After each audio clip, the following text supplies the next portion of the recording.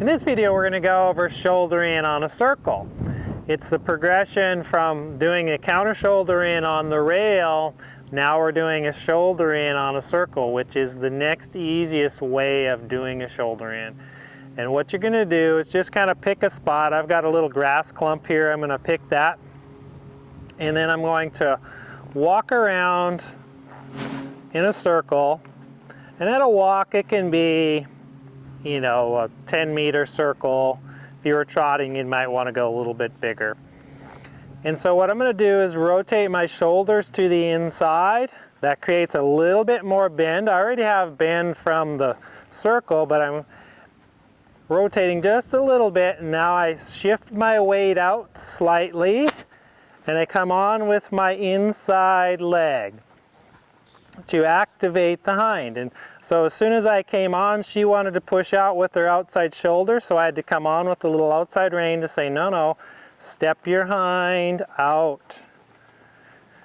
So what you're doing is you're making the shoulders, if there was a white line on the ground, it's like you're keeping the shoulders on that white line, and then you're asking the hips to come off it a little bit.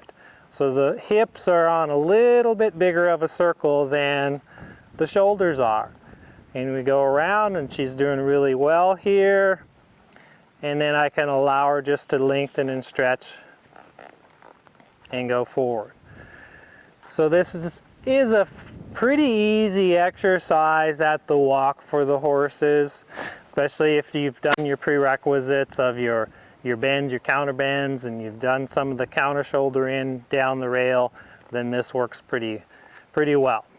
So we'll go the other direction and see what we've got there. So again, I just rotate my shoulders to the inside. My inside rein creates the bend. You know, just me bending or rotating my shoulders is enough. I get enough bend in Niece's neck for that. And that helps to set up their shoulders. Then I shift my weight out slightly and come on with a little inside leg here now.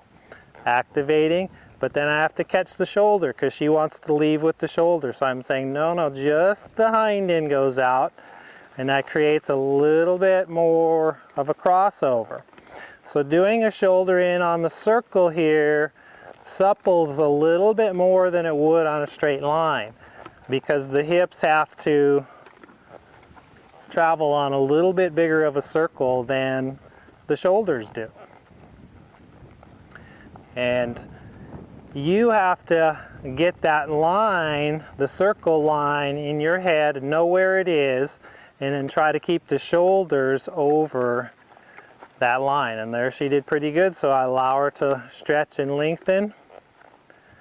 And then we'll pick it up and do it at a trot. So at the trot, I might go a little bit bigger of a circle. The smaller you make the circle, the more challenging it is for your horse. So here I'm going to rotate my shoulders, shift my weight out slightly, but just slightly. Catch the outside shoulder, come on with a little inside leg, looking for that crossover, and this is nice. And then go straight ahead on that circle, allow her to stretch and lengthen. I'll cut across and do the other side. And then pick up, rotate my shoulders, shift my weight out slightly, come on with a little inside calf saying move the hind end over. And again, try to activate your leg.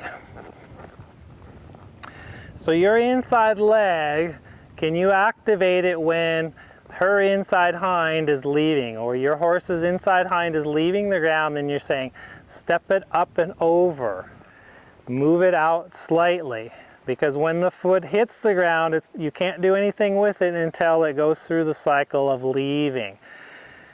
And how to tell when the foot's leaving is when your seat bone's at the lowest point is when that foot's leaving the ground. So that's the walk and the trot.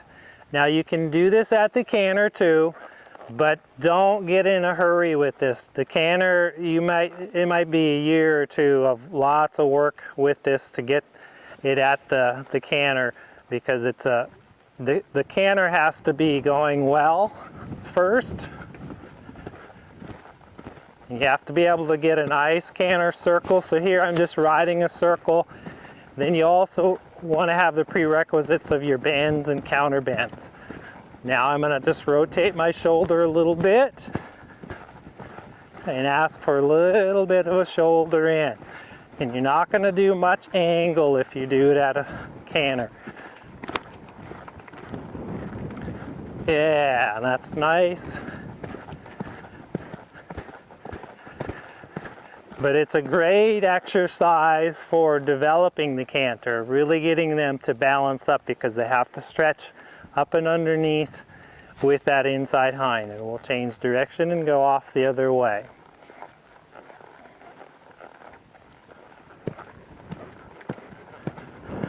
So I first just get a good canter going, and I find my line of travel here.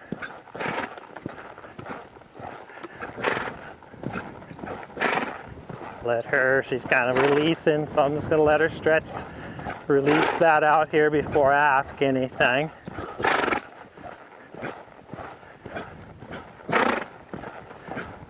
Yeah, and so I just keep letting her wait until she's ready.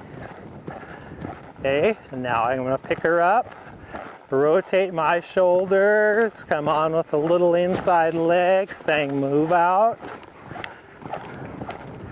Yes, there. This is actually helpful for, because she wants to drop this hip in when I'm cantering the circle. So the shoulder in, that's nice. Allow her to lengthen out of it. So again, don't get in a hurry to do this at the canter, but I just wanted to show you that you can do this. If you are ready, then that's another way of using the shoulder in on the circle.